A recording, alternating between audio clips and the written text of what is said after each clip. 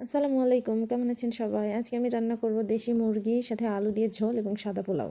বাজার থেকে মুরগি নিয়ে এসে সেটাকে কেটে দিয়ে পরিষ্কার করে রান্নার জন্য রেডি করে নিয়ে এখন কেটে রাখা পেঁয়াজটা এখানে তেলে হালকা করে একটু ভেজে নেব। হালকা করে ভেজে নেওয়ার পর এখানে কিছু গরম মশলা দিয়ে দিব। এটাকে একটু হালকাভাবে ভেজে পেঁয়াজটা হালকা ব্রাউন কালার হয়ে আসলে এখানে আমি পরিমাণ মতো লবণ, হলুদ গুঁড়া, মরিচ গুঁড়া, ধনিয়া গুঁড়া, আদা রসুন বাটা দিয়ে ভালোভাবে কষিয়ে নেব। মশলাটা ভালোভাবে কষিয়ে নেওয়ার পর এখানে আমি কেটে ধুয়ে রাখা মাংসটা দিয়ে দেব। এখন এটাকে নেড়ে চেড়ে ভালোভাবে মাংসের সাথে মশলাটা মিশিয়ে নেব। এভাবে নেড়ে চেড়ে হালকাভাবে ভেজে নেব।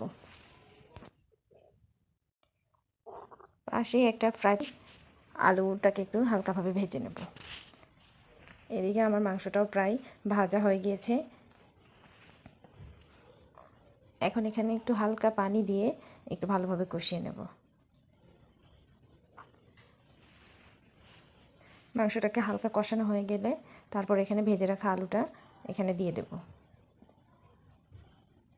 আলুটা দিয়ে ভালোভাবে নেড়ে চেড়ে মশলাটাকে মিশিয়ে নেব মাংসের সাথে, আলুর সাথে।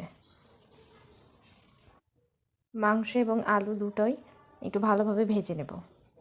একটু ভালোভাবে ভেজে নেওয়ার পর এখানে পরিমাণ মতো পানি দিয়ে কষিয়ে নেব। এই তো কষানো হয়ে গিয়েছে, আমার রান্না কমপ্লিট। আল্লাহ হাফেজ।